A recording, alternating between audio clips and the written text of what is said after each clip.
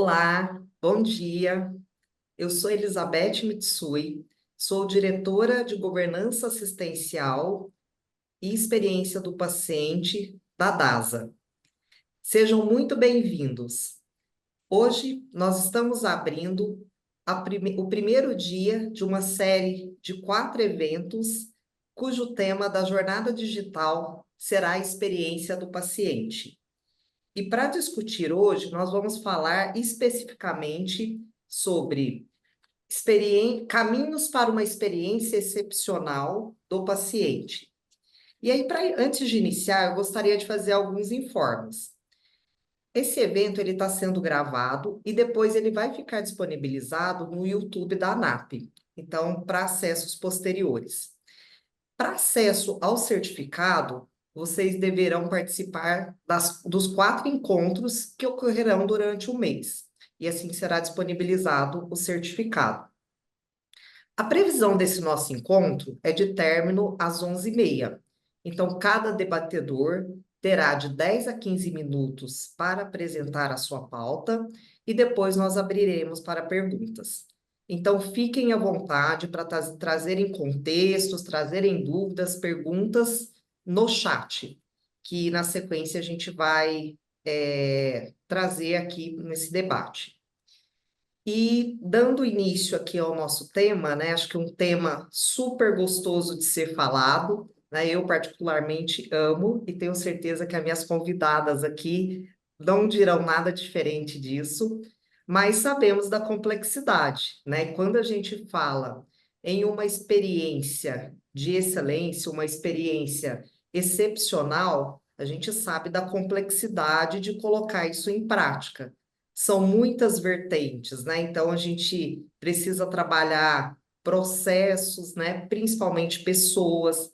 E quando eu falo de pessoas, estou falando dos diversos stakeholders, né? Então, o profissional, o colaborador, o paciente, a família, a alta gestão, e ainda a questão das métricas, que sabemos que no Brasil ainda é um grande desafio. Então, a gente vai ter oportunidade aqui de conhecer o que está sendo implementado, tanto a nível nacional, em hospitais de grande referência, mas também uma visão a nível global, então a nível mundial. Tenho certeza que vai ser um debate de muito peso aqui, importantíssimo para o nosso conhecimento. E para isso, temos aqui 3 profissionais que são grandes referências na área e vou convidá-las para a gente iniciar. Então, convido a Alexia Costa, ela é diretora técnica científica do Grupo IBS. Seja bem-vinda, Alexia. Temos aqui a Kelly Rodrigues, ela é CEO e fundadora da Patient Centricity Consulting.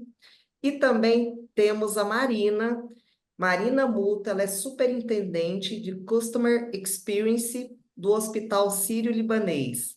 Muito obrigada pela participação. Tenho certeza que hoje será um dia muito importante e transformador para todos nós.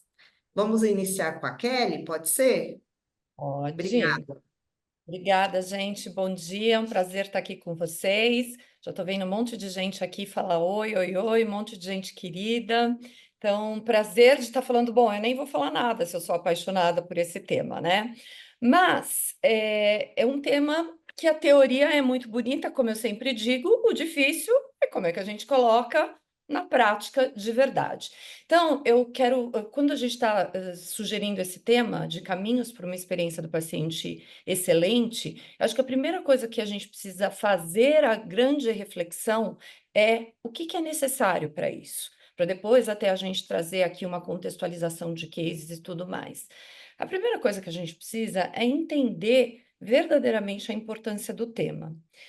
Eu vejo ainda hoje, né? Eu quando comecei a falar disso lá em 2014, que ninguém sabia exatamente o que era a experiência do paciente. Hoje todo mundo fala tanto da experiência do paciente, mas eu vejo que ainda de uma forma superficial. Eu sempre falo isso, né? Para quem me escuta, é só para dar uma reforçada. Mas assim, a experiência do paciente ela vai além da gente realmente entregar a satisfação, ela vai além do NPS, Não que estas coisas não sejam importantes, mas o que a gente precisa é realmente entender por que que ela é estratégica, por que que ela é importante. Ela é importante para o paciente, para a gente oferecer melhores desfechos clínicos, ela é importante para o colaborador, porque não tem como a gente entregar uma boa experiência sem cuidar do colaborador, né? A gente precisa cuidar de quem cuida, e ela vai ser boa para a instituição pelo ponto de vista do negócio. Ela é algo estratégico. Então, a primeira coisa que a instituição precisa entender que não é algo supérfluo. Não é só o bonitinho, mas é algo estratégico do ponto de vista do negócio. E é o que vai fazer sentido para todos os stakeholders que estão envolvidos. Se não tiver uma coesão aqui de entrega para todos esses stakeholders envolvidos, qualquer programa que se implemente não vai ser sustentável. Então, acho que esse é o primeiro ponto. A gente precisa entender o que a gente quer entregar como experiência. Beth, eu não calculei aqui meu tempo, você me puxa, tá? Na hora que eu tiver que parar. A gente precisa entender o que a gente quer entregar como experiência do paciente. E aqui tem o tal do famoso case da Cleveland Clinic, né? Que tem cento e tantos anos, que sempre foi referência tecnicamente, mas que em 2008 fez a virada de chave, porque entendeu que só tecnicamente não adiantava, ela não estava realmente, ela estava afastando clientes, porque tecnicamente ela era muito boa, então fazia as cirurgias cardíacas imensas da melhor forma possível, mas mal queria saber quem era aquele paciente especificamente. E aí a gente tem muitas mudanças no mundo, né? Agora, então, com inteligência artificial, mas demandas de novas gerações que nasceram nessa era da tecnologia. Então, a gente vai ter cada vez mais usuários que querem outro tipo de relacionamento e que não e que sejam menos passivos do que foi aqui a geração X a qual eu me incluo. Então, nós temos perfis muito diferentes e isso está trazendo essa mudança para as instituições também. E a Cleveland Clinic, lá em 2008, quando ela estava perdendo um monte de cliente, ela se reposicionou entendendo a importância da experiência do paciente. Ela veio com a história do Patients First. Pacientes em primeiro lugar. E ela definiu o que significava colocar o paciente em primeiro lugar. Então, um cuidado feito com segurança e qualidade, a satisfação do paciente e muitas outras coisas. E a partir disso, a partir desta premissa, além dela treinar todos os colaboradores a partir desta premissa, isso também foi um ponto de partida para contratar novos colaboradores, para definir comportamentos a partir destas premissas, né?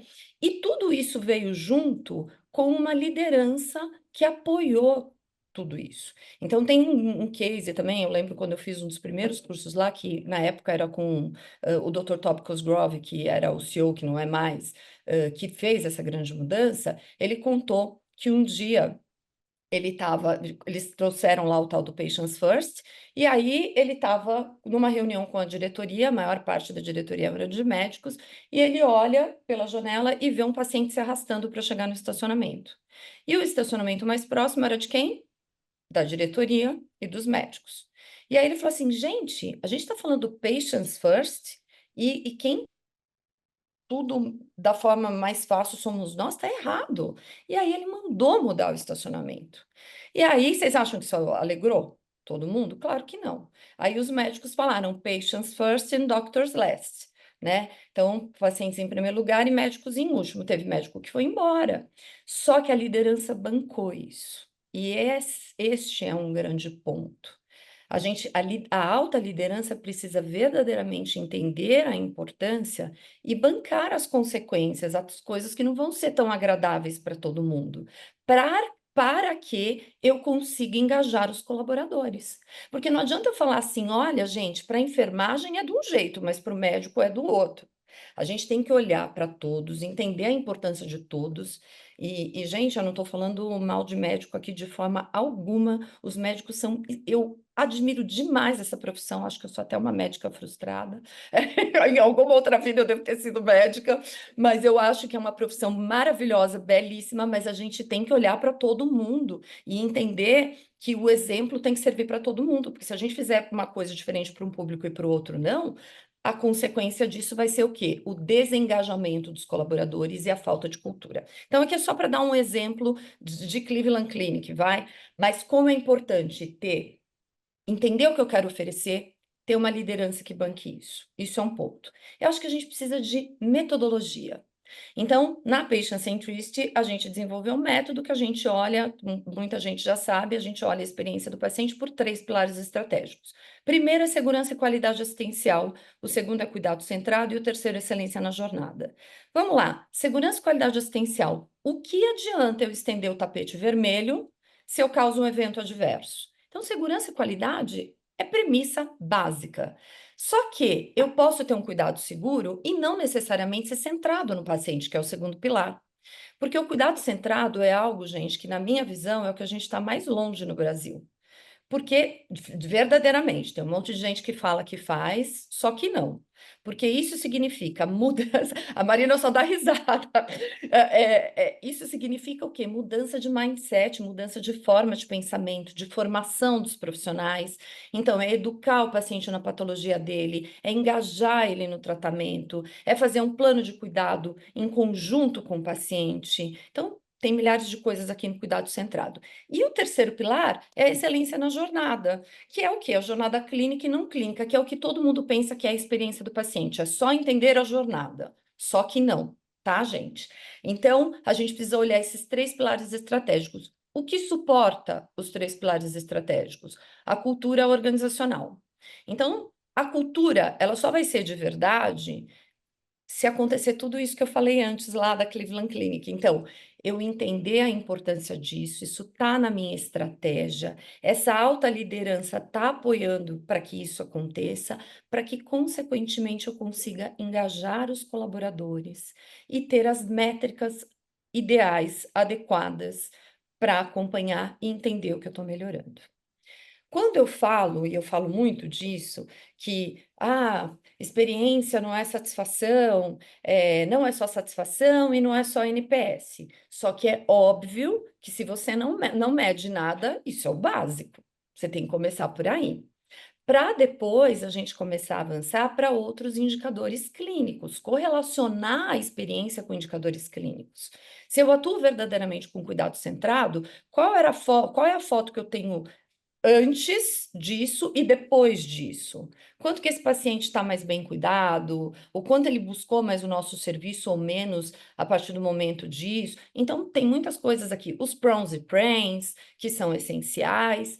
E agora, que falta pouco tempo para eu terminar, para eu fechar um pouco, eu vou contar para vocês um pouco das experiências que a gente vivencia, principalmente na Europa, do que os hospitais estão fazendo por lá e por que que a gente sempre faz as nossas missões internacionais na Europa, porque eu acho que a Europa tem uma realidade muito mais parecida, culturalmente, mais parecida com a gente, a parte latina principalmente, e é muito diferente do mercado americano, que tem muito método, que fala muita coisa, mas a teoria é bem descolada da prática, né? E aí eu vejo que, por exemplo, na Espanha, eu fico impressionada, gente, o como as instituições atuam com outros indicadores, com outras métricas. Como elas estão pro e prem para elas já é arroz com feijão. Então, a experiência do paciente olhando resultados clínicos é feito de uma forma muito mais robusta, e isso para qualquer tipo de instituição, para pública, para privada, para filantrópica, para o hospital universitário, tudo, tá? Então, eu acho que isso é uma coisa que é muito bacana a gente olhar para se inspirar e entender qual é o caminho que a gente tem para seguir aqui. A outra questão é a importância do co-design verdadeiramente. Então, é como eu trago estes pacientes, estas famílias, à comunidade para co-criar os meus serviços em todos os aspectos. Então, para vocês terem uma ideia, na última semana de experiência do paciente que a gente trouxe um hospital, Valdebron chama, de Barcelona, que eles tinham na época, que foi em abril, 107 associações de pacientes fazendo trabalho em conjunto com o hospital, de várias especialidades, etc, etc. Então, eu não vejo esse movimento aqui no Brasil de advocacy. A gente só vê movimento de advocacy na indústria farmacêutica, que tem o patient advocacy por motivos óbvios, né? A gente não tem hospital trabalhando com associação de pacientes. Hashtag fica a dica, já que a gente tem um monte de hospital aqui. A gente precisa partir para isso, gente. Então, assim, eu vejo o quão a gente tem, claro, que o movimento mesmo de associação de pacientes, a gente sabe que a gente tem um movimento muito diverso, a gente tem cada vez mais associações de pacientes se fortalecendo e se profissionalizando, que isso não acontecia até pouco tempo atrás, né? Mas a gente vê que isso vem crescendo. Agora, qual a importância disso? Qual a importância de construir em conjunto com quem é expert naquele assunto? Eu acho que tá bom, porque senão eu vou comer o tempo aqui de todo mundo, e aí depois a gente discute mais sobre isso no final. Excelente, Kelly. Várias mensagens aqui de satisfação em revê-la, que você é uma grande referência. E para mim, eu digo mesmo, né? A Kelly foi e é minha grande mentora aí na vida, né? Dessa jornada relacionada à experiência do paciente. Então, ouvi-la falar para mim é sempre uma grande satisfação. E eu tive a oportunidade, né, Kelly, de participar de uma missão com ela na Europa. E o que ela traz aqui realmente ainda tem uma distância grande, né? Quando a gente pensa aqui na questão da experiência excepcional, me trouxe aqui na memória todo o desenho mesmo de co-design, né? Da participação efetiva do paciente. Tivemos oportunidade de participar na época de um conselho consultivo, né, Kelly? E de conhecer o quanto eles estão avançados na mensuração de prens e prons.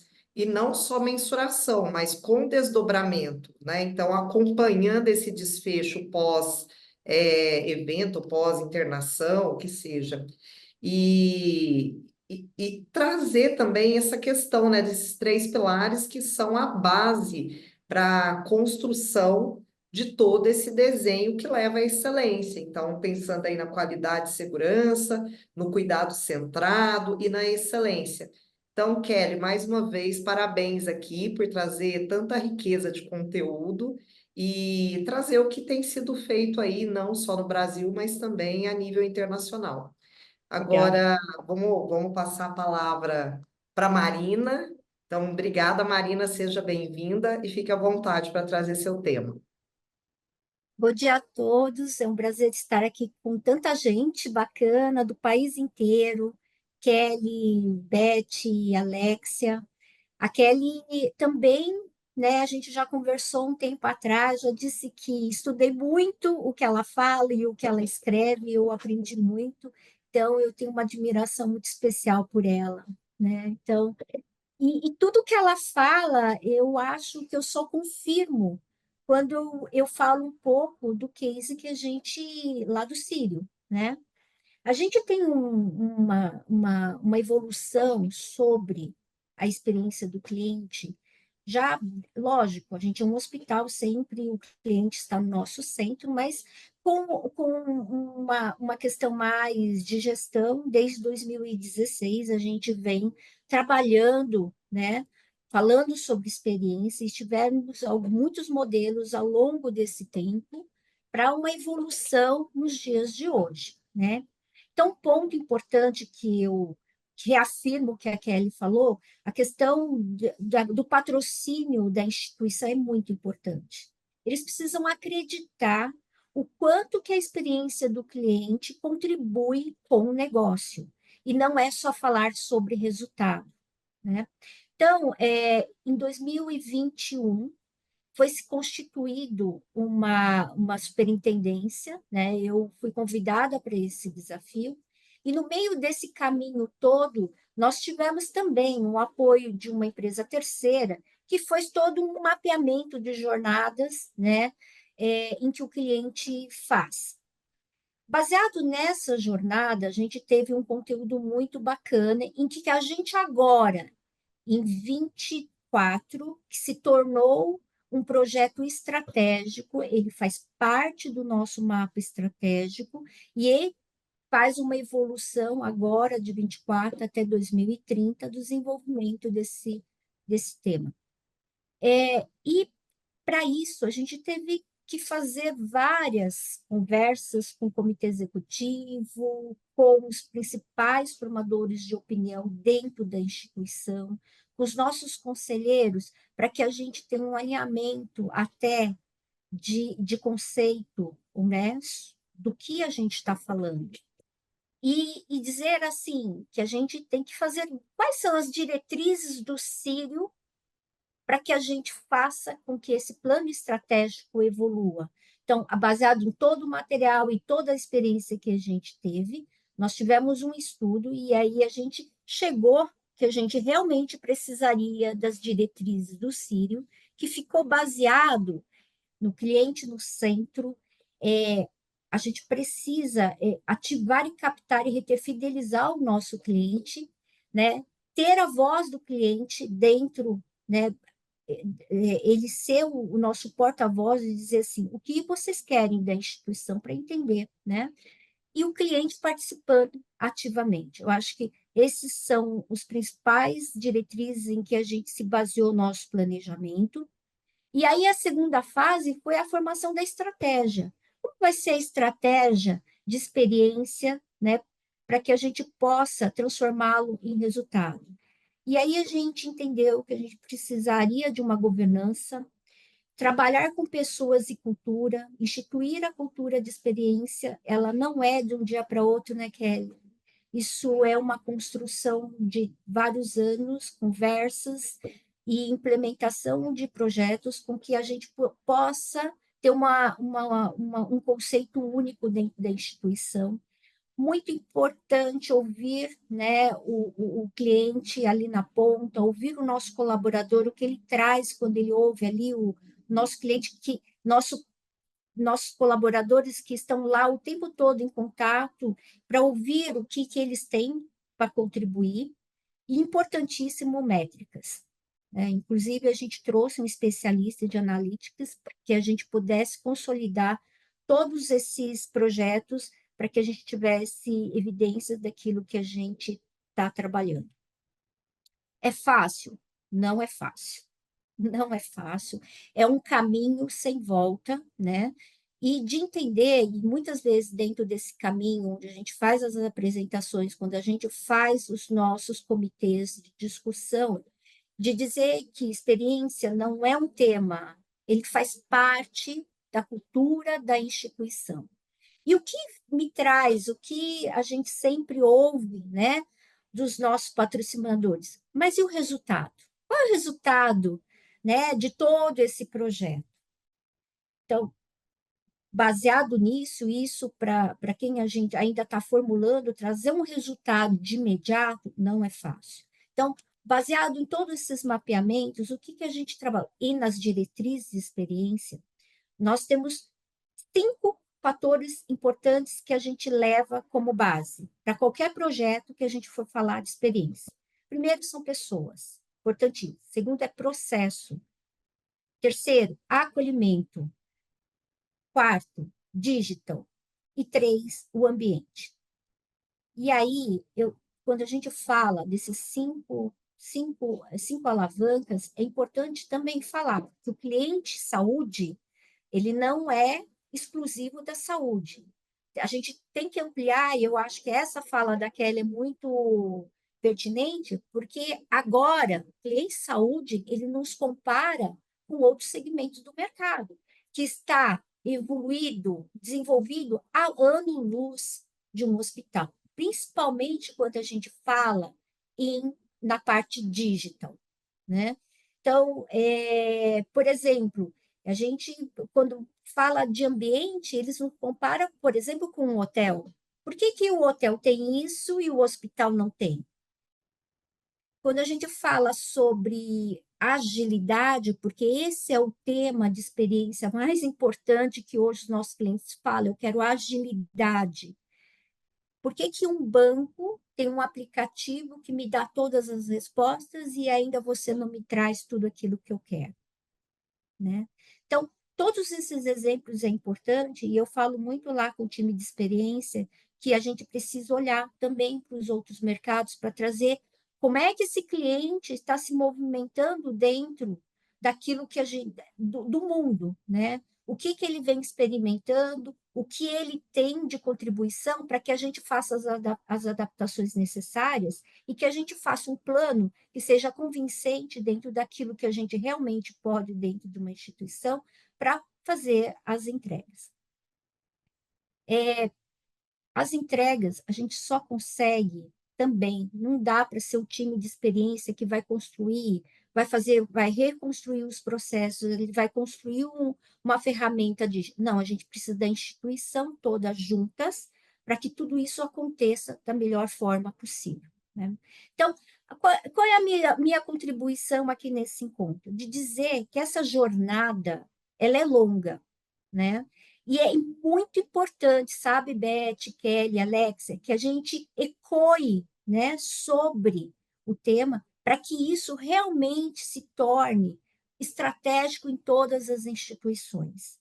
Que ele, né, e essa é a minha meta, e eu acho que é a meta de todas, que quando tiver um novo negócio, que a experiência do cliente traga essa contribuição, né? Quando for construir um negócio, um novo centro diagnóstico, como é que a gente vai construir isso desde a infraestrutura ali, da engenharia, falar sobre processo, falar sobre tecnologia, o que é melhor para o nosso cliente. Então, essa eu acho que é a nossa meta, né, como gestoras de experiência, que possa fazer diferença.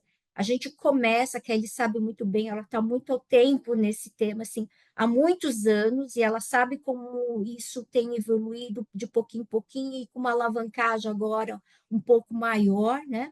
Mas que a gente precisa falar mais e trazer as nossas experiências e compartilhar de como a gente pode fazer melhor em conjunto, tá? É isso.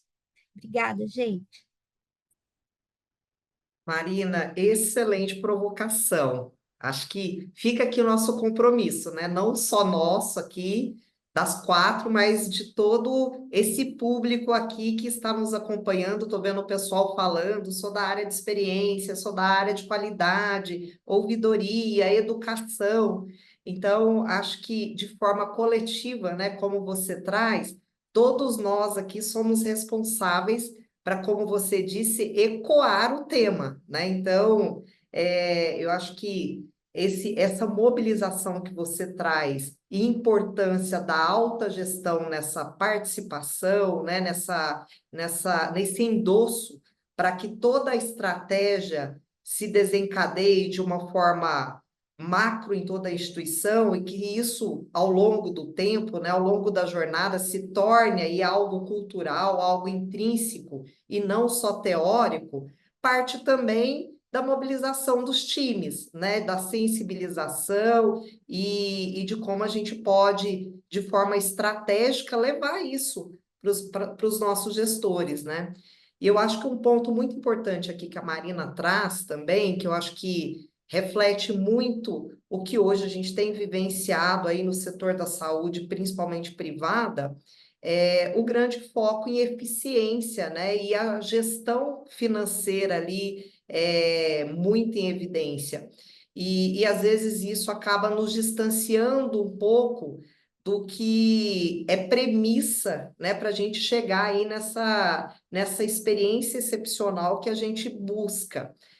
Mas, em contrapartida, a gente tem que lembrar que a experiência excepcional é o que fideliza o nosso paciente, é o que fideliza o nosso médico, o nosso cliente, a família, né? Então, certamente, essa fidelização, ela passa pela percepção e pela experiência que esse paciente viveu, né?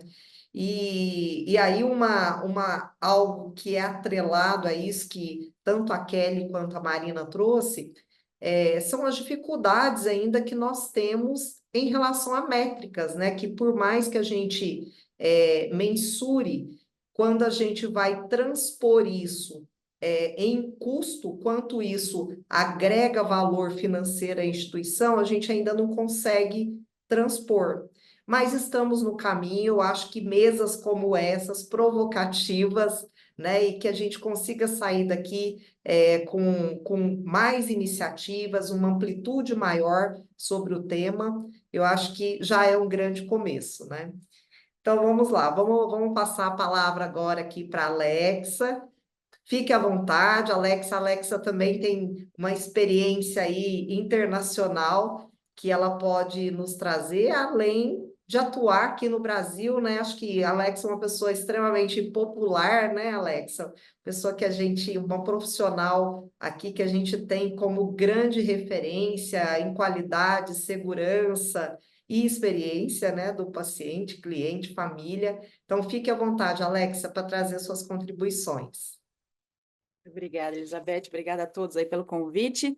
Bom, eu vou trazer duas fontes de dados que são recentes, uma da Inglaterra e uma da Austrália, para a gente entender um pouquinho o que está acontecendo lá fora. A Kelly já foi aí super, né, trouxe bastante coisas interessantes para a gente da Espanha. A Espanha realmente é o país mais parecido com a gente, não tem como não ser. E, bom, a KPMG, né, que é uma consultoria aí que a gente até tem no Brasil, todo ano ela faz um Patient Experience Excellence Report para o governo, tanto da Inglaterra e faz também para o governo da Austrália. Nesse último ano, o que eles viram de diferente, analisando 2023 inteiro, com respostas de mais de 10 mil pacientes do sistema NHS da Inglaterra, foi a primeira vez que os pacientes reportaram que a digitalização é importante para melhorar a experiência. Então, isso nunca tinha acontecido antes, o que é uma grande virada de chave, porque às vezes a gente pensa que digitalizar vai causar transtorno e nem todo mundo sabe usar, mas quando a digitalização ela é acessível, ela é bem programada no sentido de trazer o paciente para para esse design, né? O co-design é citado pela Kelly também. A digitalização efetivamente traz benefícios e aumenta aí os scores de experiência. Eles citaram 6 pontos, né, que são importantes para esses 10 mil pacientes. Então, 6 pilares. O primeiro é a integridade, então acreditar na equipe, ter a confiança no médico, a confiança nessa equipe, e poder se abrir, poder falar tudo aquilo que é preciso. O ponto, talvez o mais importante, resolutividade de tempo, resolutividade das angústias, da ansiedade e das necessidades clínicas, inclusive dor. Atendimento às expectativas, então, quanto essa equipe está atendendo as minhas necessidades, desejos, aspectos culturais religiosos. Quarto, tempo e esforço, então, o tempo para conseguir um agendamento de consulta, o tempo para reagendar uma consulta, o tempo para chegar no hospital e ser atendido, o tempo, enfim, os tempos todos são importantes, ainda temos esse problema. A personalização do cuidado, não ser tratado como mais um, não ser tratado como o paciente do leito X, Kelly Rodrigues, do leito 435, que tem uma história de vida tal, enfim, né, conhecer o paciente, fazer essas entregas de maneira individualizada. E o 6º pilar, lá na Inglaterra, a questão da empatia. Trazendo agora um pouco do que o governo australiano fez aí de pesquisas, né, também nos últimos tempos. Primeira coisa, eles definiram uma lista de skills, né, uma lista de habilidades comportamentais que tem que ser diretivas para a contratação. Olha que interessante, né? Então, se você quer contratar um novo colaborador, que tipo de skills focados em experiência do paciente esse colaborador tem que ter? Fiz a lista aqui para vocês. Ó. O que os pacientes citaram? Tem que ser amigável, tem que ser compassivo, lembrando que a compaixão já é até uma questão muito falada pela OMS, né? O cuidado compassivo. Ser empático, ser cuidadoso, ser atencioso, ser compreensivo, respeitoso, gentil, positivo e culturalmente social. Olha que interessante. Um profissional com quem eu possa discutir as coisas da vida, discutir, de repente, política, discutir as questões do meu país, discutir história, né? Coisa que a gente nunca pensou, mas que faz a diferença para esse paciente. E aí o governo australiano elencou 7 pilares que são importantes para a experiência do paciente. O primeiro deles, comunicação recíproca, principalmente focado em openness, né, que é a comunicação aberta, falar abertamente aquilo, inclusive de ruim que aconteceu com esse paciente. Negociar a autonomia do paciente, então não tratar o paciente como altamente dependente, como ele não pode deambular, mas talvez ele poderia. Alargar um pouco mais essa autonomia, porque o paciente quer ser autônomo. Segundo, habilidades interpessoais e profissionalismo, trabalhar realmente competências técnicas e comportamentais de uma maneira mais séria. Terceiro, pensar no ambiente de cuidado, então, equipamentos, o paciente ele está de olho se o equipamento é muito velho, se o equipamento está cheio de pó, se o equipamento né, não traz aquele aspecto de segurança, coisa que a gente às vezes não pensa, né? Mas ele está de olho. Alimentação, então, alimentação pobre em artifícios que façam ela, né, atraente, gostosa, né, visualmente, e obviamente o gosto também. Leito limpo e confortável, quanto isso faz a diferença, e dignidade de pacientes idosos também. Aí, tô quase acabando. Quarto ponto do governo australiano. Tratamento correto e desfecho clínico, mas no sentido muito mais, não só né, de PRAMs e PROMs, mas de cuidado holístico, entender o paciente não como paciente com problema cardiovascular, mas o paciente com problema cardiovascular, que também tem diabetes, que também tem depressão, que gosta de falar bastante, que quer o médico mais perto, enfim, né? Ele é holístico, ele é uma pessoa inteira. Quinto ponto, suporte emocional, tanto para se sentir seguro nessa jornada de tratamento, quanto para ele ter confiança na equipe. Sexto e penúltimo ponto, foco em conforto, dor e cuidado clínico, o quanto isso é importante para o paciente. Então, por melhor que seja o seu desfecho, se ele teve dor, se ele ficou desconfortável, ele vai lembrar disso, mesmo depois da alta. Sétimo, um plano de alta menos caótico e confuso. Olha que interessante, o paciente está de olho no seu plano de alta, ele está de olho em como vocês todos da organização estão organizando tudo isso mesmo dias antes dessa alta. Ele ainda está se sentindo nesse ambiente caótico na hora da saída. E como não um pilar, mas como sempre uma temática que todo ano aparece nos relatórios australianos, é foco na experiência do paciente, de pacientes de grupos específicos. Então, pacientes indígenas, pacientes crianças, pacientes obesos mórbidos, pacientes adultos que são pais de crianças internadas por longo tempo, né? O quanto a ansiedade desse grupo é extrema, pacientes culturalmente diversos, né, de outros países, pacientes oncológicos, pacientes crônicos e pacientes rurais. Então, era só tudo isso que eu elenquei aqui para trazer de novidade para vocês. Não sei se eu extrapolei o tempo. Alexa, me deu uma ansiedade aqui com tanta informação, tá? Tentei fazer umas anotações aqui, porque agora a minha cabeça está em transe aqui, tá? Como que a gente vai transpor tudo isso, né, para a prática? Porque realmente você traz aqui uma vertente muito avançada, né? De países aí de primeiro mundo que realmente, né, a Kelly traz aqui um questionamento, né, quanto a gente verdadeiramente está fazendo, né, está implementando ou desenvolvendo a experiência do paciente aqui com foco nessa visão de excelência, com foco nessa visão excepcional, mas agora você traz de forma teórica, né, porque a gente ainda não vivencia, né, uma realidade tão ampla como essa, tudo que é necessário fazer para a gente chegar nessa excelência. E assim, passa por muitos fatores, né?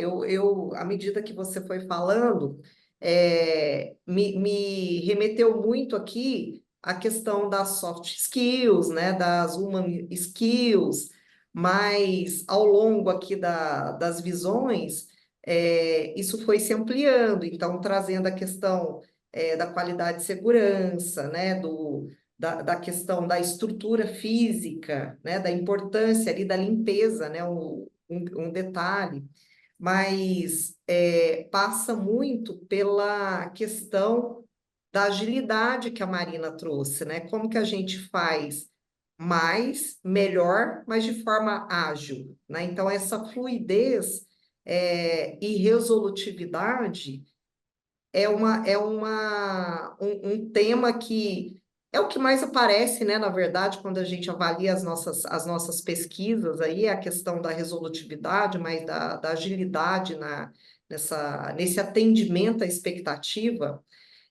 Mas para a gente chegar nesse topo máximo aí dessa excelência, a gente precisa desenvolver nossas pessoas, né? A gente precisa criar realmente essa cultura do cuidado, não só técnico, mas também ampliado com um olhar crítico, né? Do porquê, como o que aquilo está representando para o nosso paciente e familiar.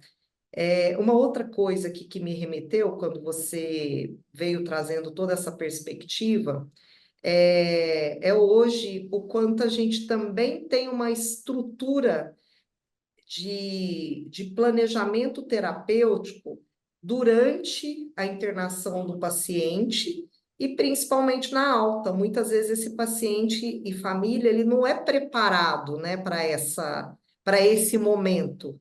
Então, quando você trouxe, né, ao final da sua fala, essa questão do plano de alta, me atrelou o quanto isso também é importante, né, para a gente construir essa experiência de excelência para o paciente, ou seja, que eu acho que são várias temáticas envolvidas, né? É muito multifatorial e realmente acho que a gente tem uma longa jornada, um longo caminho, né? A Marina trouxe muito essa questão da construção, mas precisamos partir de algum lugar, né? Então, vamos lá. Vamos para as perguntas aqui, senão eu vou ficar, como eu sou muito uma entusiasta e apaixonada pelo tema, eu vou ficar comentando aqui, querendo trazer cases também, e o meu papel hoje não é como participante ativa, mas como moderadora.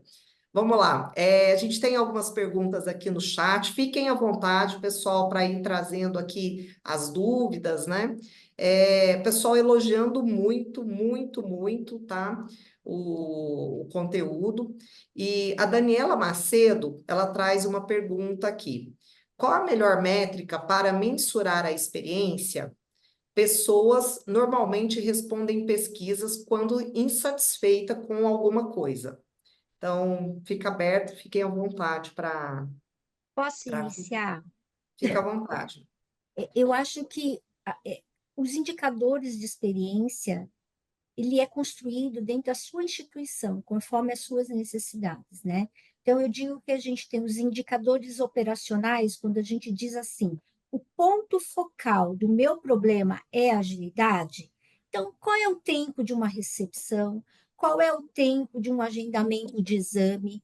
Qual é o tempo de uma internação, né? Então, esses tempos operacionais, eles são muito importantes para que a gente possa desenvolver, melhorar processos e desenvolver projetos para melhoria, né? Então, esses são pontos que muitas vezes a gente acha que não faz parte, mas faz toda a diferença. Acho que os indicadores e números que ali contribuem bastante também é ali na ouvidoria, né? Acho que isso foi citado. Mas dentro quando a gente vê a voz do cliente, a gente vê muitas oportunidades, inclusive de construir indicadores para que a gente possa seguir, fazer plano de ação e depois mensurar. E tem os planos estratégicos também, né, de experiência. Então, a gente pode falar o LTV, que a gente diz assim, quais são os principais pacientes que têm vida mais, que contribuem mais no negócio ao longo de X tempo? Ele é um cliente importante que a gente precisa seguir, entender qual é o movimento e quais são as ações que a gente tem que fazer. Então, existem aqueles que são os táticos, os estratégicos, que juntam, faz um painel, um BI bem bacana, para que a gente possa desenvolver os nossos planos de ação. Isso aí, Marina, eu concordo plenamente com você no aspecto de depende da instituição, porque além disso, gente, depende também do momento que vocês estão. Então, por exemplo, eu estou percebendo que eu estou com esse problema aqui, eu preciso focar. Não é que a gente vai agir só nesses determinados momentos, mas como a gente ainda não tem indicadores que sejam universais, para que todo mundo siga e todo mundo acompanhe, a não ser o NPS, que aí você comparar, meu hospital está com X% de NPS, o outro tanto. Essa é uma forma comparativa. O Barrow Institute vem fazendo aí um movimento para tentar trazer aí esses indicadores únicos que todo mundo deveria olhar. Mas é um movimento realmente de muito tempo. Agora, a gente vê, então eu concordo, eu acho que depende da cultura de cada organização e do momento de cada organização. Então não adianta falar para uma organização, falar assim, olha, agora você vai ver os pros e prains, se não olha nenhum índice de satisfação. Então, a gente precisa entender a maturidade organizacional. Agora, vale dizer que alguns movimentos, eles acontecem quando a gente traz políticas públicas específicas. Então, para vocês entenderem, quem não sabe muita gente deve saber já, mas os Estados Unidos, por que 40% dos americanos escolhem uma instituição pautados na experiência do paciente? Porque isso foi um movimento de política pública, quando eles implementaram o HCAHPS, que aqui no Brasil o pessoal chama de HCAHPS. Então, eles estabeleceram um questionário, uma pesquisa, que é uma pesquisa muito mais pautada em experiência, que eles chamam de pesquisa de experiência, apesar de ter umas perguntinhas ali que são meio, que traz um pouco do aspecto da expectativa de cada um, né? Porque o objetivo dessa diferença aqui da experiência e da satisfação, quando a gente fala de satisfação, eu estou pautado em expectativa das pessoas. Então, normalmente, eu não tenho o tal do call to action, o que fazer com aquela resposta. E a ideia de uma pesquisa de experiência é a gente tangibilizar, é a gente tirar julgamento de valor. Então, eu tenho uma mesma pergunta, vou dar um exemplo para vocês. Quando eu pergunto assim, você está satisfeito com o tempo de atendimento? É uma pergunta de satisfação. E a pessoa disser sim ou não, você só sabe que ela não está satisfeita, mas você não sabe o que aconteceu ali. Então, eu não tenho um call to action. Agora, se eu pergunto quanto tempo você demorou para ser atendido, isso é uma pesquisa de experiência, uma pergunta de experiência. Eu estou tangibilizando 15, 20 minutos, tal. Eu não tenho julgamento de valor aqui. E depois eu posso fazer uma outra pergunta. Você ficou satisfeito com esse tempo? Então, só para dar uma contextualizada. E o HCAHPS, a partir do momento que eles colocaram o HCAHPS, onde todo mundo, até hoje, desde 2008, que passa por uma internação hospitalar pelo Medicare e pelo Medicaid, recebe esta pesquisa do governo. Então, é o governo, e aí vai dar um score para a instituição, que vai receber a mais ou a menos, de acordo com esse score. Então, quando isso se tornou forte lá? Quando mexeu no bolso de todo mundo e mudou a cultura que todo mundo, por exemplo, um usuário preenche uma pesquisa, mesmo quando ele, não só quando ele está pé da vida ou quando está super satisfeito, porque ele entende que isso vai ser uma contribuição para ele ter um melhor serviço. Então, mudou a cultura do país até. Então, como a Marina falou também anteriormente, mudar a cultura não é virar a chavinha. E é essa, e aí depois eu tô aqui me segurando para falar, viu, Beth, porque tem um monte de coisa que todo mundo estava falando, que essa é a nossa grande dificuldade aqui de trazer o resultado financeiro. Primeiro, porque a gente não é remunerado por experiência. Mas, segundo, porque ninguém insiste e persiste nos resultados e no acompanhamento. Por quê? Porque a princípio nada aparece. Aparece uma melhora do índice de satisfação e uma melhora do índice de NPS. E como é que eu trago isso para o valor financeiro? Na hora que eu efetivamente insistir, acompanhar, e aí sim eu vou conseguir ver o resultado. Mas no Brasil a gente faz isso? Não fazemos. Desculpa, só isso que eu queria falar. Fica a dica. E assim, só complementando, eu acho que uma questão é o que a gente faz com esses dados, né? Então, aqui, eu na DASA, de forma bem breve, porque não é meu papel, mas nesse momento, a gente trabalha a experiência de maneira bem efetiva, né? Com comitês, conselhos consultivos há 3 anos. E a gente foi incorporando à medida que a gente foi amadurecendo o processo, essas métricas. Então, hoje, a gente tem análise de esforço do paciente, então, essa questão da agilidade na resolutividade, fluidez, né? A questão da satisfação.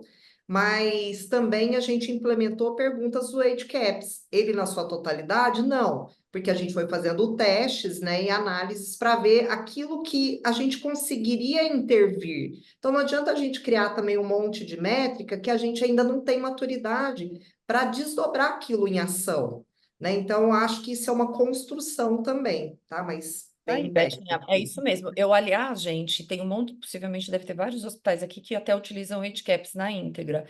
Eu acho um absurdo, É, porque tem pergunta ali que não tem a ver com o momento que a gente está. sim, Agora, e se aí? você estiver preparando, se estiver implementando isso, está preparando sua instituição para isso, principalmente com a relação medicamentosa ali naquelas perguntas, ok. Agora, se você só está perguntando para você comparar e ter a certeza de que nada está mudando, não É. adianta. Então, Ainda só mais para. quando você já sabe, né? Quando você já sabe que o problema existe, Pois né? é, pois é. Então é assim, muda quando a gente realmente traz isso, uma luz para essa política pública, quando a gente tem um único, de repente, aqui um conjunto de indicadores onde todo mundo vai olhar para o mesmo lugar, e isso não significa que você tenha que ter os seus próprios, mas enquanto isso não acontece, a gente tem que entender o momento de cada instituição, a maturidade de cada instituição e implementar aquilo que faz sentido para o seu momento. Perfeito.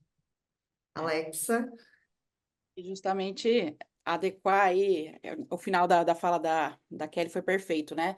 O que que é aplicável para o meu momento? Eu sou sempre favorável a começar pequeno, comece pelo simples, comece por aquilo que você consegue. Não adianta você adquirir um software super rebuscado que vai fazer PRONs, né? Que é o padrão aí ouro. Se você não vai nem entender, você não vai ter recurso para fazer essa pesquisa, né? Que o digital precisa do humano também. Então, assim, começa pelo simples. Se você é uma clínica pequena, por exemplo, começa coletando histórias de pacientes. Você não precisa fazer grandes indicadores rebuscados.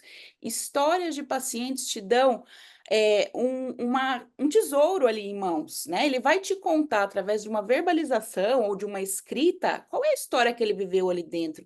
E a partir dessas histórias, você pode usar uma ferramenta de qualidade que se chama estratificação e começar a estratificar aquilo em qual foi o médico, né? Quais os médicos, quais profissionais, qual turno, em qual departamento, né? Seguindo a jornada do paciente, houve mais fricção, né? Houve mais problemas.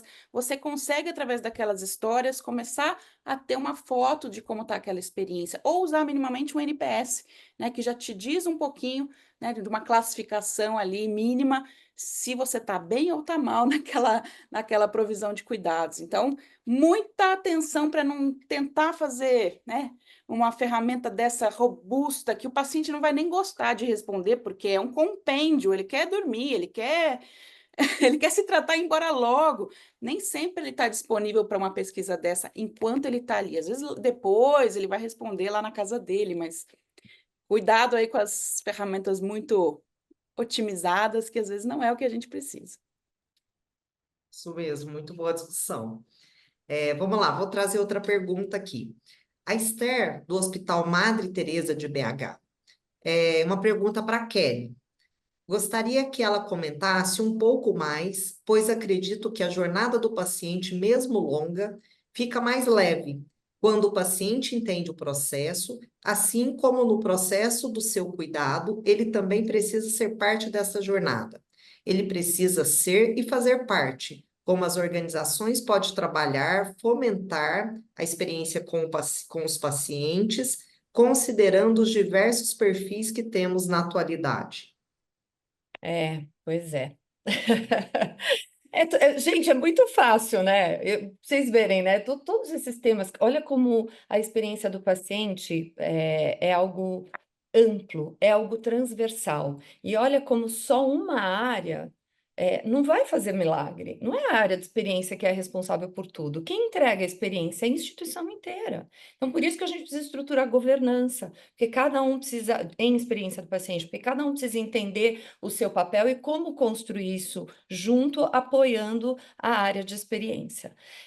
Esther, tudo que você está falando, ele também está ligado, ou a maior parte do que você disse, ele está ligado aqui à questão de letramento em saúde, de educação em saúde, educação do paciente. A gente reclama muito, né? A gente fala assim, ah, mas o paciente não se envolve, o paciente é passivo, tem tanta coisa envolvida aí, nesse envolvimento, tanta coisa envolvida.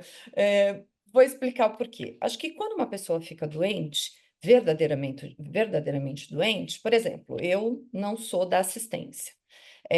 Eu estou cansada de saber o que é diabetes, eu trabalho com todas essas coisas, mas se eu ficar diabética, que eu não vou ficar, mas se um dia eu ficasse doente, ficasse com isso, aí sim eu ia mergulhar neste tema para entender disso. Então, quando as pessoas ficam doentes, a princípio, elas não sabem nada da patologia dela.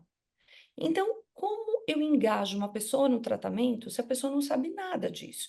E óbvio que a gente está falando de pacientes das mais diversas formas. A gente tem as pessoas que têm problema de cognição, que não têm nem educação, outros tipos de educação, quanto mais educação em saúde, né? Isso está certo a gente deixar só para o médico fazer, ou só. Não! Então a gente precisa entender quais são as grandes. Vamos pensar aqui de uma forma prática. Quais são as grandes patologias que a gente atende aqui nas nossas instituições? Podem ser coisas de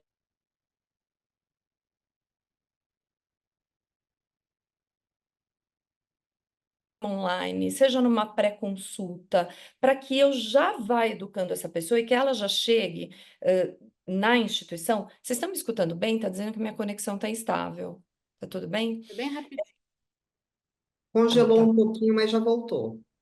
Que ela chegue, por exemplo, no momento que ela tem ali com o médico, que seja um momento mais curto, que ela já tenha isso de forma mais assertiva. Como que eu consigo, ou quando eu dou um diagnóstico para um paciente? Às vezes a pessoa fica muito chocada e ela não vai conseguir absorver nada ali naquela consulta. Que tipo de informação eu posso dar depois? Que tipo de outro profissional, que outro profissional eu posso usar para dar esta continuidade do cuidado? Então, gente, a questão do letramento em saúde, ela é essencial para a gente ter melhores resultados. E a gente não tem como atuar com cuidado centrado, que é fazer, por exemplo, um plano de cuidado em conjunto, se o paciente não está preparado. E o paciente, 95% das vezes, não está preparado. Então, a gente tem muitos desafios aqui de entender os nossos públicos e entender que tipo de conteúdo e que tipo de forma que a gente vai disponibilizar para cada um desses públicos. E o que eu sugiro para vocês é co-criar. Então, entenda quais são esses perfis, quais são esses personas, tragam esses pacientes para fazer em conjunto com a equipe de vocês, em conjunto com a linha de frente de vocês, porque tudo isso daqui também tem que ser factível para a linha de frente de vocês. E a gente tem que pensar em formas inovadoras, porque quando a gente pensa no quanto a gente ganha, de repente, do convênio, ou quanto a gente ganha do SUS, quem aqui trabalha no sistema público, a gente fala é inviável. Eu não tenho gente para atender, eu não tenho forma para fazer. E a inovação, ela não necessariamente está falando em trazer mais gente, em trazer mais dinheiro, mas é pensar fora da caixa, fazer diferente, construindo com esses públicos todos. É isso. Excelente, Kelly. Eu acho que quando a gente pensa nessa cocriação, nesse co-design, às vezes o conselho consultivo ainda é algo muito maduro e um pouco distante, né, da maioria das instituições. Mas um grupo focal, ele é totalmente fácil de ser realizado, né? Você não precisa de tanta técnica, né? E é uma maneira de aproximar, né, tanto o time de colaboradores, assistencial, multidisciplinar, quanto dos pacientes e família, né? Então, acho que é uma boa dica para um começo, né? Obrigada aí pela ampla explanação e pela profundidade que você está trazendo para a gente aqui, a sua experiência. Vamos lá, tem uma outra pergunta aqui para a Alexia. É a Tatiana, farmacêutica da Unimed Chapecó. Gostaria, se possível, que a Alexa explanasse brevemente sobre como engajar as equipes de apoio no cuidado centrado no paciente, pois o contato não é tão direto quanto a equipe assistencial. Quais as principais estratégias que os líderes podem lançar mão? Muito obrigada. Tudo bem, Simples. vamos lá. Bom, a equipe de apoio, primeiramente, ela tem que ter um entendimento do conceito, né? Então, o que que é a experiência do paciente de uma forma mais leiga, o que que é o cuidado centrado de uma forma mais leiga, mas a partir daí, né, dos conceitos levemente teóricos, a gente precisa empossá-los sobre qual a função deles nisso tudo. Então, por exemplo, qual que é a função do rapaz da segurança que está lá na porta gerenciando o estacionamento ou a entrada do paciente, nesse aspecto do cuidado centrado? Né? Ele, nesse aspecto da segurança, entendendo que a segurança do paciente também faz parte dessa experiência. Então, o quanto ele vai ajudar esse paciente a sair do carro, o quanto ele vai priorizar a grávida ou o idoso ou, né, qualquer tipo de grupo de prioridade nessa fila, nessa entrada, no acesso, como que a moça lá da higiene ou da rouparia tem a sua função em manter esse leito limpo, que a gente falou que é tão importante para o paciente, né? O leito limpo, todo dia, né? Então, eu acho que em fazê-los entender os conceitos e, num segundo momento, fazê-los entender qual a função deles nesses conceitos e o quanto essas habilidades comportamentais também são importantes, né? O quanto é importante a moça da higiene dar um bom dia, né? Falar sobre o tempo, falar qualquer coisa com esse paciente que está ali, às vezes, querendo um pouquinho de conexão, né? Então, todos esses atores são igualmente importantes, tanto quanto o enfermeiro, tanto quanto o médico e os membros da assistência. Eles só precisam ser ensinados sobre suas funções nesse contexto de experiência e de cuidado centrado. Acho que é assim. Fantástico. Nós temos muitas perguntas aqui, gente. O pessoal está pedindo bastante aqui, Alexa, a referência dos artigos que você citou. Depois, se você puder disponibilizar, acho que seria interessante aqui, muitos pedidos. Vamos lá, vou fazer uma pergunta aqui mais geral.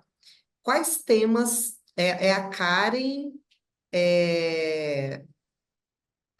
Hesling, ela está perguntando aqui, ela é de treinamento, da área de treinamento e desenvolvimento, e ela está perguntando quais temas são fundamentais para treinamento das equipes, para que a organização como um todo entenda a importância e impacto da experiência do paciente. Alguém? Posso falar? Acho que quando a gente fala sobre experiência e a gente olha as nossas manifestações, a gente sempre vê a questão da cordialidade, né? Que as pessoas vêm procurando muito esse acolhimento dentro das instituições, que eu acho que é um ponto muito importante. Então, talvez um tema que vale a pena ser desenvolvimento é como a sua empresa, como sua instituição acolhe seus clientes. Qual é a forma? Qual é esse padrão que é instituído e que leva a marca, né, da empresa? Né? Então, acho que a cultura é muito importante. Outro tema que eu acho que vale a pena também é a questão da empatia, né? Como é que a gente, a Alexia falou muito bem nisso, como é que a gente desenvolve nas pessoas a empatia? Embora nós trabalhamos na área da saúde, que muitos também já tiveram a graduação dedicada à saúde, mas a questão do olhar para o outro, gostar de pessoas, eu acho que ainda não está muito no coração de todo mundo. Eu falo isso porque existem times dentro da instituição que eles não foram graduados em enfermagem, eles não foram graduados em técnico de enfermagem, eles não são médicos. São time ali da recepção, é o time ali da higiene, da limpeza, da rouparia, que eles têm que ser capacitados para atender esse cliente saúde, né? Então, como é que a gente faz colocar a empatia, colocar a cultura da instituição dentro desse time que vem do mercado, né, que é um desafio muito grande, que a gente encontra dificuldade hoje, inclusive, né, da captação de talentos, isso hoje. Então, como é que a gente treina esse time para que ele dê a continuidade da experiência dentro de uma instituição? Quer É um falar, Alex, desafio. que eu fico falando demais? Você quer falar antes?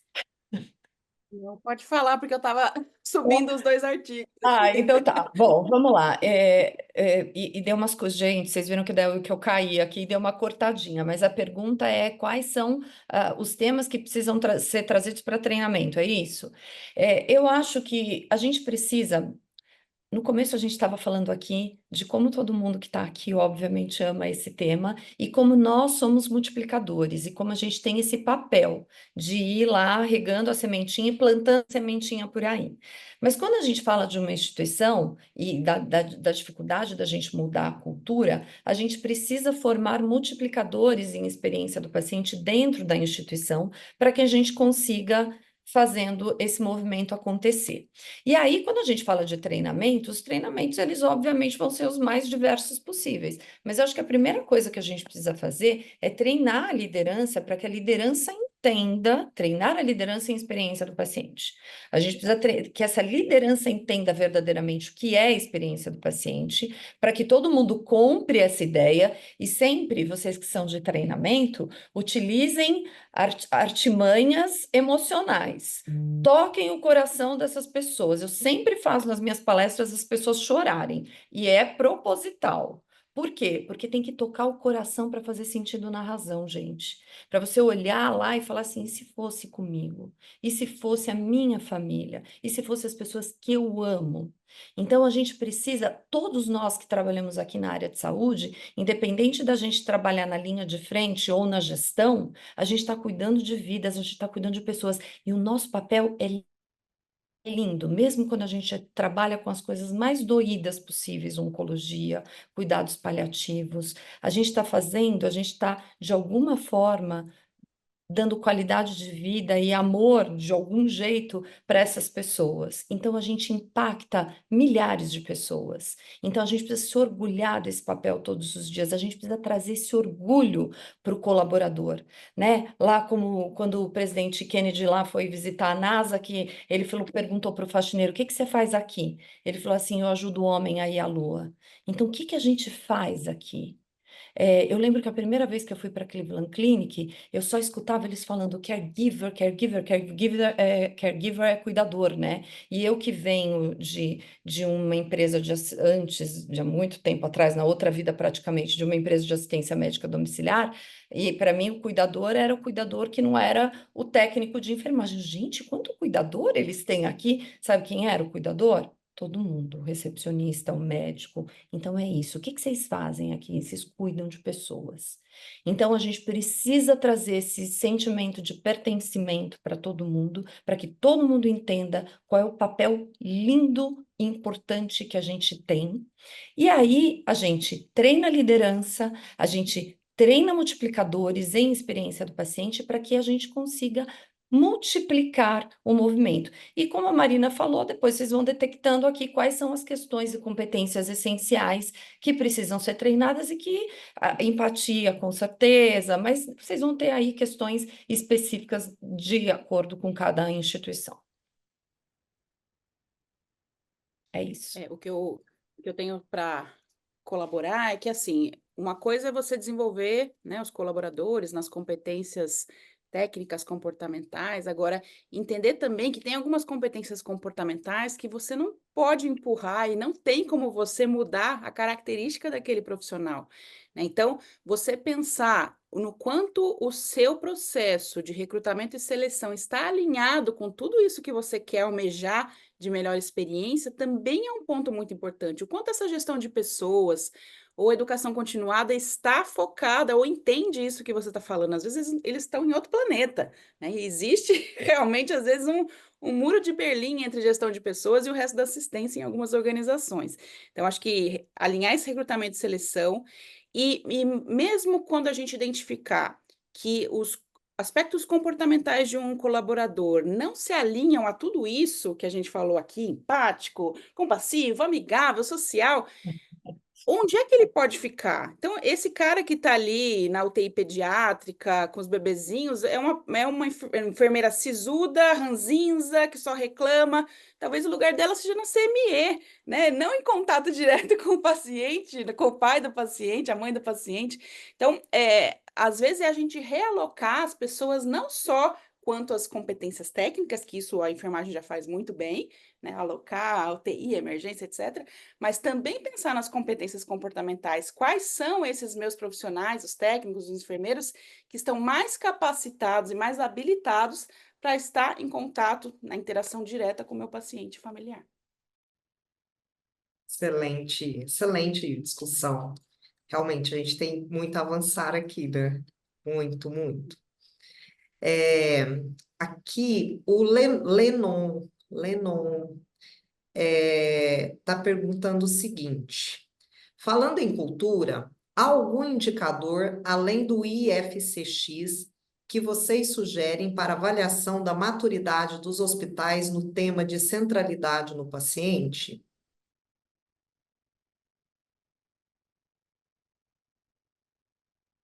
Eu não tenho essa super experiência aqui na história de gestão de pessoas, e como eu digo sempre, é essa a beleza da coisa, a experiência do paciente é transversal. Então, quando a gente vai fazer esses projetos, a gente traz gestão de pessoas, traz RH, traz, enfim, todo mundo para fazer isso de forma conjunta. Então, eu não sei te dizer aqui quais são os melhores indicadores específicos para isso.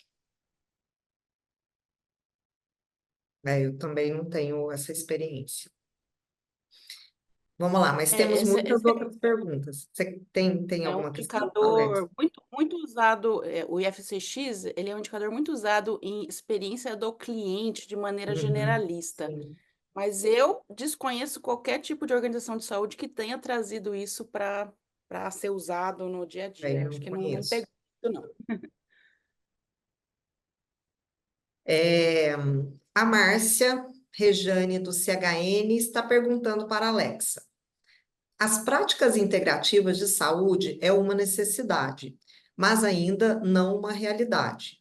Como você enxerga essa prática em hospitais? Bom, para o paciente SUS, isso se tornou uma realidade há poucos anos, né? Então, existe uma lista de, acho que de 20 ou 22 práticas integrativas que hoje o SUS faz o pagamento.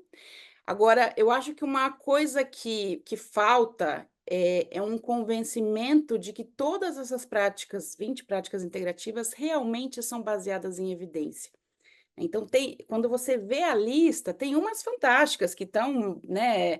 Tem muitos estudos sobre, então, acupuntura, tem umas bem legais. Agora, tem algumas que realmente eu acho que foi não sei quem fez aquela lista, mas tem umas que ali são bem forçadas para a gente realmente acreditar. Eu não sei se tem reiki, tem umas coisas meio filosóficas ali que eu acho que acaba descredibilizando a efetividade das demais. Então, assim, no SUS temos já as práticas, nem todos os municípios têm, isso não foi disseminado de forma homogênea, né? A gente vê que a maioria, eu não consegui ver ainda nenhuma instituição que tenha isso.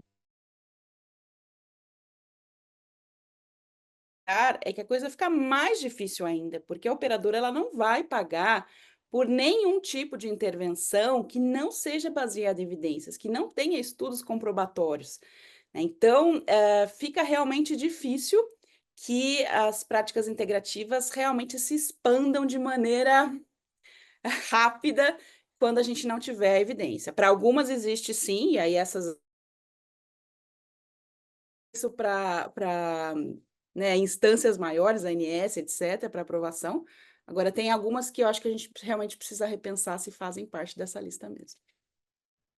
Tema polêmico, né, Alexa? Mereceria uma Muito. mesa aqui como essa para a gente trazer, porque realmente é um debate que traz aqui vertentes diferentes, né? Acho que vale. Marina, para você, poderia comentar mais sobre o indicador de LTV? Como associar a experiência e negócio? A Luciana Berloff, da DASA, está fazendo essa pergunta. Eu acho que o LTV, ele é pouco usado nas instituições de saúde, né? Então, ele é usado muito em outros mercados, mas só para a gente falar um pouquinho sobre o conceito, ele é uma de valor de receita que um cliente traz para a instituição em determinado tempo, né? Então, a gente começou a trabalhar muito com esse indicador agora, né, no Sírio, mas a gente precisa de ajuda, e estamos tendo ajuda de um cientista de dados, porque ele precisa fazer todo o mapeamento de todos os pacientes. Vocês estão me ouvindo bem? Tá? De todos os clientes que interagiram com a instituição e junto trazer a receita que ele trouxe. A partir disso, eu até estava lendo que o Daniel colocou até a partir de o que a gente faz, né? Ativar esses clientes, então isso é muito importante. Fazer, eu acho que jornadas, né?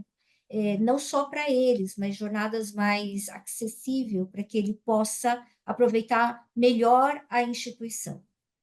É um indicador que ainda a gente está trabalhando, a gente tem feito muita ativação dos clientes que em algum momento deixou de interagir com a instituição, para que a gente possa até entender, isso acho que é importante também, entender por que ele não está indo mais, né? O que está acontecendo com ele?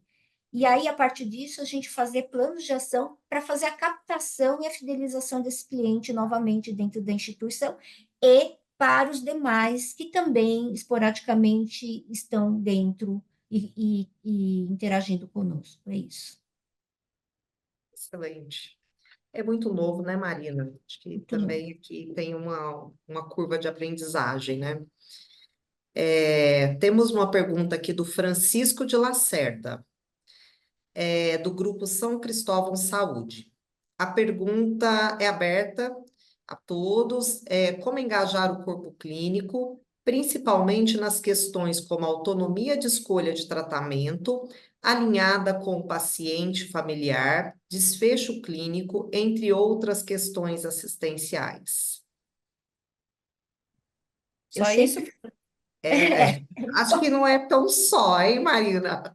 Não, E não é deixa a só. Marina falar que a Marina vive isso no dia a E dia. assim, aberta. Mas você sabe que eu sempre falo, um cliente feliz tem um médico feliz, né? Porque o médico, o corpo clínico, ele ouve o cliente dele, né? Então, quando ele ouve muitas insatisfações, com certeza a gente tem um problema, porque ele também não está tão feliz. Eu acho que a melhor forma de manter um corpo clínico engajado é o que a gente está discutindo aqui, fazer a melhor jornada para o cliente dentro da instituição. Aí temos como agilidade, transparência na informação, né? São temas que a gente sempre coloca na mesa e em todos os projetos que falam sobre ele, né? Então, tendo um cliente engajado, com certeza o corpo clínico também está conosco. E também conversar muito nos comitês dele sobre experiência. Acho que isso instituições que têm esse fórum aberto com o corpo clínico, em que o corpo clínico também tenha esse entendimento sobre experiência, que não é só um acolhimento, mas sim um programa muito maior do que isso ajuda muito porque eles conseguem contribuir. Eu tenho uma experiência muito positiva. A partir do momento que eles entenderam o que é experiência, a gente tem muita contribuição, porque eles vão, ouvem e nos trazem. Precisa melhorar, vamos fazer junto. Acho que é importante.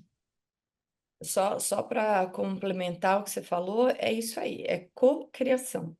É cocriação com todos os stakeholders. Todo mundo reclama demais dos médicos, de corpo clínico aberto. É difícil mesmo, mas também é difícil para eles. Eles também atendem 500 hospitais. E porque precisam também, gente. Então, assim, que a gente também pode fazer para deixar a jornada deles melhor. Então, quando a gente faz um programa de experiência, ou enfim, ou quer mudar a cultura de experiência, a gente precisa escutar todos os stakeholders, e isso tem que ser factível para todo mundo. Porque se for bom só para a instituição, se for bom só para o paciente, não vai acontecer. Então, a gente precisa olhar para todo mundo. É difícil? É difícil, mas é isso. Escutem o corpo clínico, façam o cliente mais feliz, porque é o cliente dele também, e aí a gente vai construindo essa cultura.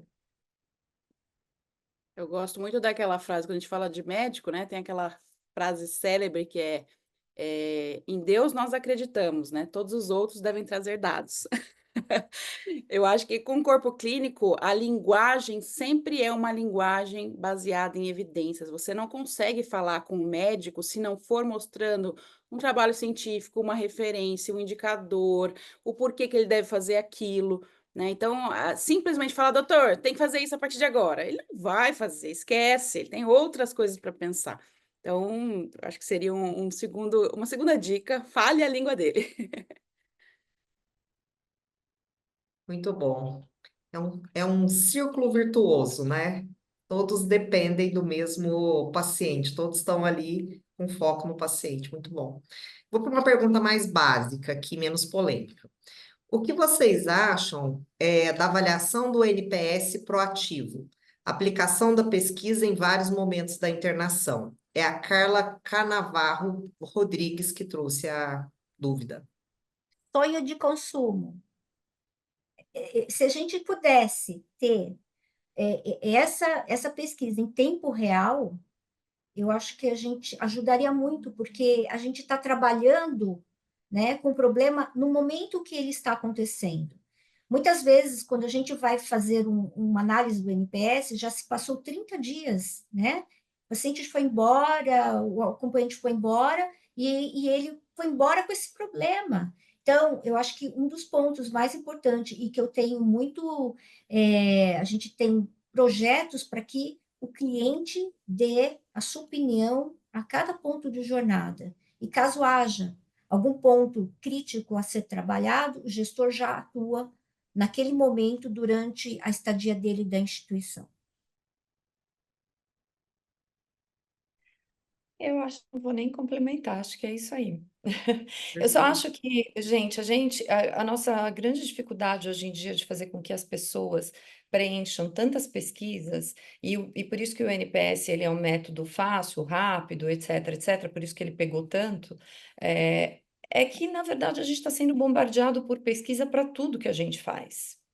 Então, todas as coisas. Outro dia não, já faz alguns anos eu estava voltando de uma viagem no aeroporto com um médico que estava no mesmo evento que eu, e a gente parou para tomar um café. E aí ele foi pegar o café e eu fiquei sentada esperando. Quando ele voltou, ele voltou com os dois cafés e falou assim: eu demorei porque eu tive que preencher uma pesquisa, eu só queria comprar um café.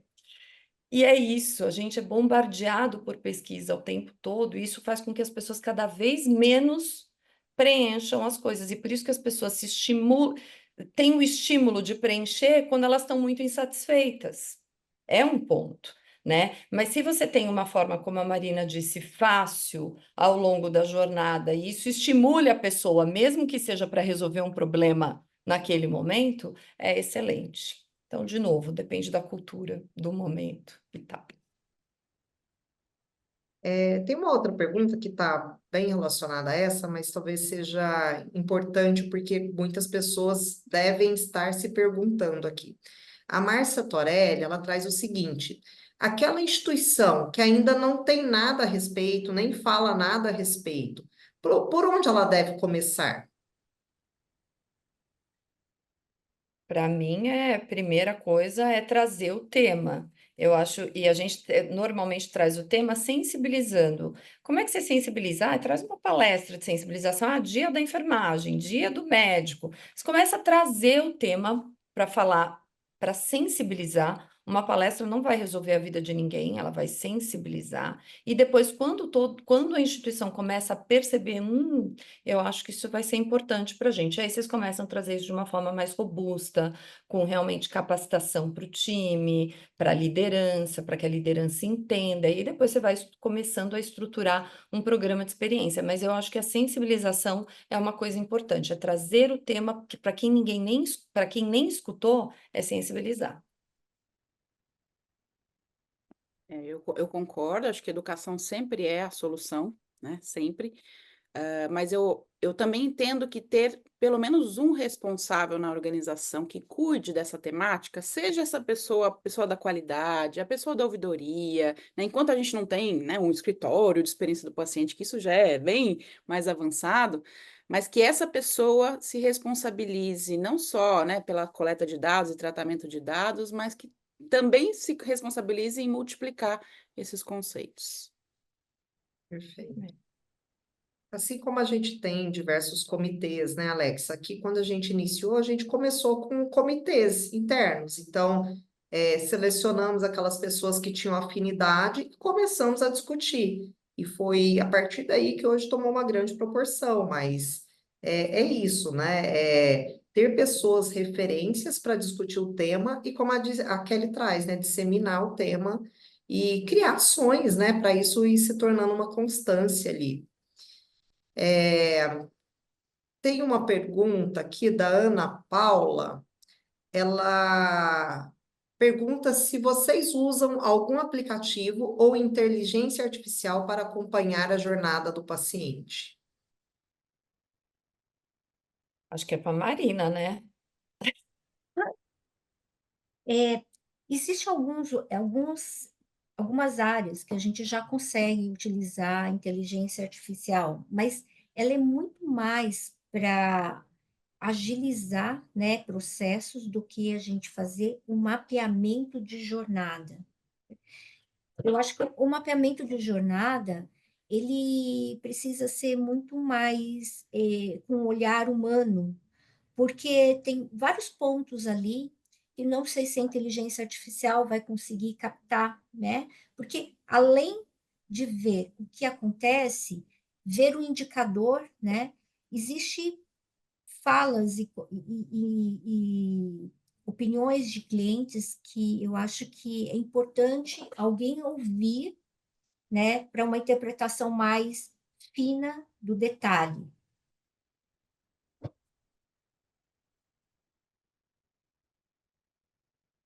É bem complexo mesmo, Marina, que a gente tem algumas iniciativas em desenvolvimento, mas ainda bem frustradas. Assim, a gente tem uma que a gente está testando no pronto-socorro, de acompanhar os tempos de atendimento desde a chegada do paciente, ele faz um check-in prévio e todos os pontos de contato vai sendo mensurados os tempos e avaliando quanto tempo ele vai chegar na próxima etapa.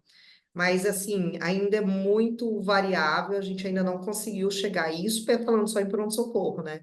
Mas ainda a gente não conseguiu chegar num resultado ótimo aqui, é bem complexo mesmo. O pessoal está perguntando bastante aqui A gente está indo aqui para o fim, então, infelizmente, né? Porque temos muitas perguntas, o debate está quente aqui, viu, gente? Alguém vai ficar chateado comigo porque eu não li a pergunta. Ó, Mas se for responder todas as perguntas, a gente vai ficar até às 5 da tarde, ai, né? que delícia. Estou aqui, já estou cancelando minhas agendas, Kelly, para ficar até às Eu não 17. estou podendo, Eu, tô... gente. eu já sei, já entendi, por isso que a gente tem aqui um tempo limite, mas eu acho que é importante aqui. Tem muitas pessoas perguntando referências de como se atualizar, como se apropriar do tema, sobre cursos, sobre mentorias, especializações. Quais são as indicações de vocês? Para aprimorar aqui o tema e evoluir, né? Porque acho que um tema tão amplo como esse e tão cativante, né? Tenho certeza que quem não tinha muita afinidade vai sair hoje daqui com uma nova visão, né? Com um novo mindset, porque é realmente isso, né? É muito empolgante e muito transformador. Então, fiquem à vontade aí para sugestões, que eu também vou fazer as anotações aqui, que vocês indicarem. Eu fico Eu até vou começar. constrangida. É. Vai você, Alexa, vai você. Vai falar. Vai Eu e você. a Kelly, a gente vai falar, com certeza, né? A gente fica até constrangida porque a gente vai ter que ficar fazendo Joguei a propaganda. bola. A história não é É a merchandising, mas vamos lá, Alexa. Você primeiro Kelly, é a pela pergunta, ordem entendeu? E não é alfabética. nenhuma nem duas, tem pelo menos umas 10 que eu vim aqui ao longo do tempo e fui passando. Falei, Você é deixa para o fim, né? obrigada, você é obrigada. Vai, Alexa. O Grupo Ibis ele tem 4 cursos relacionados à experiência do paciente, cursos de 8 horas, que você encontra lá no nosso site, www.grupoibis.com.br. E tem também um fellowship de 7 meses de governança clínica e experiência do paciente. Então, tem para todos os gostos, né? Os 4 cursos de 8 horas que você pode fazer separadinho, ou essa grande jornada, que é um fellowship bem robusto, onde você se forma como fellow nesses 2 assuntos. E a Kelly? Vamos lá, Kelly. Bom, gente, na Patients Centricity a gente tem aqui tem tudo é focado em experiência do paciente. Então, na verdade, a gente tem vários cursos aí, tem o curso online de experiência do paciente, tem esse curso com mentoria que a Betinha fez, que é um curso que além do curso online, além da parte online, tem mais 5 encontros, 4 comigo e um com a Nancy Yamauchi, que também aí é uma referência em experiência do paciente. E tem a nossa missão internacional, que eu sempre digo que para mim ela é mais válida do que uma pós-graduação, porque a gente fica lá uma semana imersa. Eu estou indo amanhã, por um acaso, por isso que eu estou aqui na correria, gente, e eu estou indo amanhã para a nossa missão, e é uma semana imersa aí com práticas de 3 hospitais em Madrid, 3 hospitais em Barcelona. Antes disso, tem uma formação aqui comigo no Brasil e tem uma formação lá com o Instituto de Experiência de Pacientes da Espanha. Então, acho que é uma coisa bem bacana, porque é lá, com foco em realmente aprendizagem em tempo real. E eu sempre falo que, por que é internacional e por que a gente não faz aqui? Porque hoje a gente já tem aqui algumas instituições que avançaram muito em experiência do paciente, mas é muito complexo uma instituição ficar contando verdadeiramente para outra que é concorrente tudo que faz. Então, quando a gente está falando lá da Espanha, a gente tem uma distância, né? Então, o pessoal conta para a gente todos, não só o glamour, não só as coisas legais, mas os perrengues também que aconteceram para chegar lá.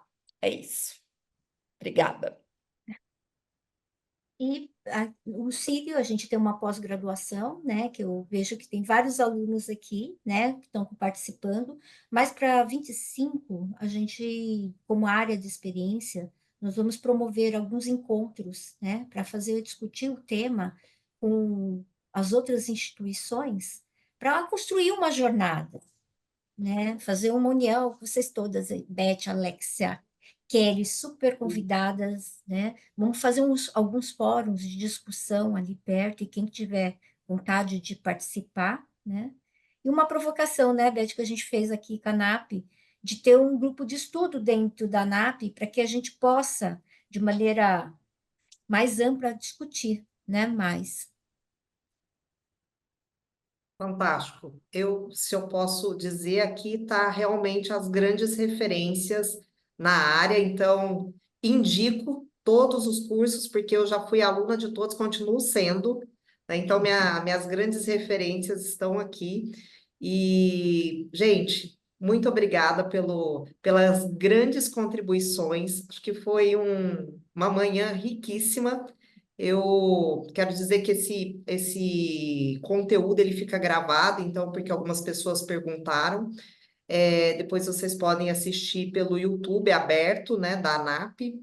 E contem conosco aí, né, para caminhar. Eu acho que muitos aqui terão interesse em participar desses debates, dessa construção, dessa provocação aqui que nós fizemos, né? A Marina trouxe de forma aberta aqui, que a gente tem intenção de construir aqui uma discussão mais ampla para trazer mais para perto, né, a temática aí daqueles que ainda não têm oportunidade, mas só agradecimentos, pessoal, parabéns aí por toda a explanação, né, todo o conteúdo e por contribuir aqui com o nosso conhecimento. Obrigada. Obrigada, gente. É sempre um prazer. Um grande abraço para vocês. Tchau. Tchau.